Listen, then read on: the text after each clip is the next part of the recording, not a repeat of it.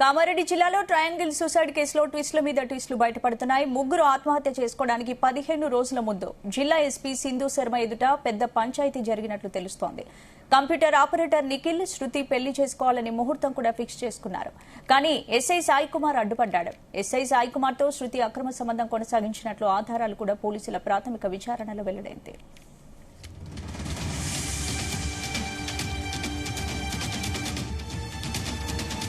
ఇదే అంశానికి సంబంధించి పూర్తి అప్డేట్స్ మా ప్రతినిధి సాయన్న అందిస్తారు. సాయన్న, గుడ్ మార్నింగ్ స్పందన.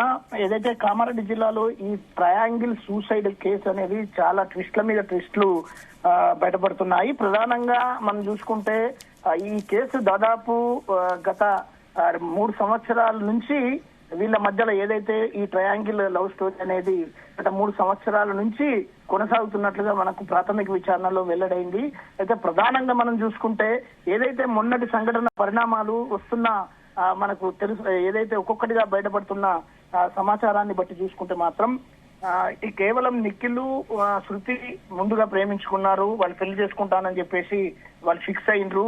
తర్వాత సాయి కుమార్ అడ్డుపడ్డరు, తర్వాత వాళ్ళ మధ్య గొడవ అయింది. అవన్నీ మనకు గతం నుంచే తెలుసు. కానీ ఇప్పుడు కొత్తగా మనకు విషయం తెలుస్తుంది ఏంటంటే 15-20 రోజుల కిందటనే ఆ సాయి కుమార్ ఏదైతే ఈ నిఖిల్, శృతి పెళ్లిళ్ళని అడ్డుకున్నారు, అది వాళ్ళ మధ్యలో గొడవ జరుగుతుంది, దాన్ని సీరియస్ గా తీసుకున్న శృతి, అదేవిధంగా ఆ నిఖిల్ కూడా ఎస్పీ సింధు శర్మను కలవడము, వారు సింధు శర్మ దగ్గర సాయి కుమార్ ను పిలిచి దీన్ని చర్చించడం జరిగిందనేది, ఒక పంచాయతీ కూడా జరిగినట్టుగా మనకు వార్తలు ఒక్కొక్కటిగా ఇప్పుడు మనకు బయటకు వస్తున్నాయి.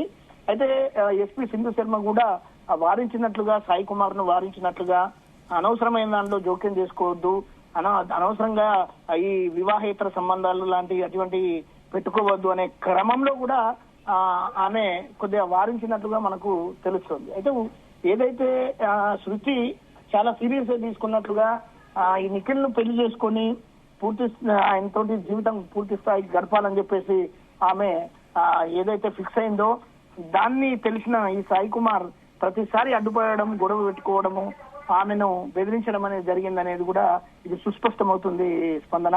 అయితే ఇంకొక విషయం ఏంటంటే, మనకు నిన్న జరిగిన ప్రెస్ మీట్ లో మాత్రం సింధు శర్మను ఇక్కడున్న స్థానిక జర్నలిస్టులు క్వశ్చన్స్ అడిగితే ఆమె దాన్ని క్లోజ్ చేయండి, దానికి సంబంధించిన ఎలాంటి ఆధారాలు లేవు, ఆ ముగ్గురు ఒక్కరిగా సూసైడ్ చేసుకున్నారు అనేది కోణంలో ఆమె మాట్లాడింది.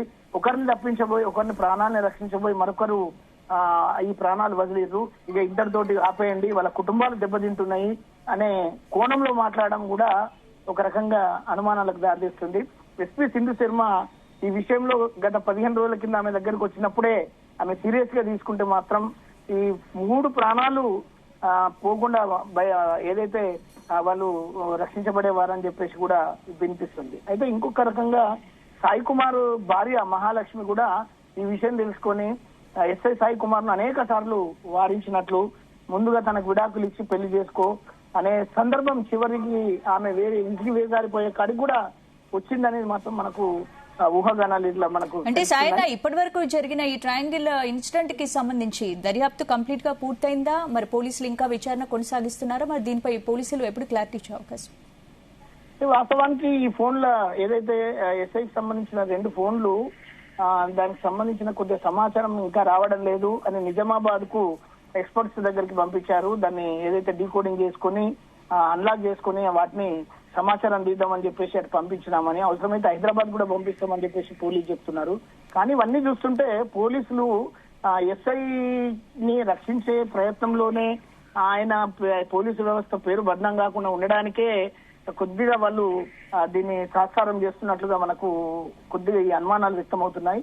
ఏదేమైనప్పటికీ కూడా నిఖిల్ది తర్వాత శృతిది ఏదైతే వాళ్ళ ఫోన్ల చాటింగ్ అనేది బయటపడిన క్రమంలో ఇవన్నీ వాళ్ళ సీక్వెన్స్ చూస్తుంటే మాత్రం వాళ్ళు ఏదైతే చాటింగ్ చేసిన ఆ సీక్వెన్స్ చూస్తే మాత్రం సాయి కుమారే ప్రధాన కారణంగా, సాయి కుమార్ వల్లనే ఇంకా వీళ్ళు ఇంకా ఇబ్బంది పడుతున్నారనేది మాత్రం బయటపడుతుందనేది మనం చెప్పుకోవచ్చు స్పందన. Right, thank you sir.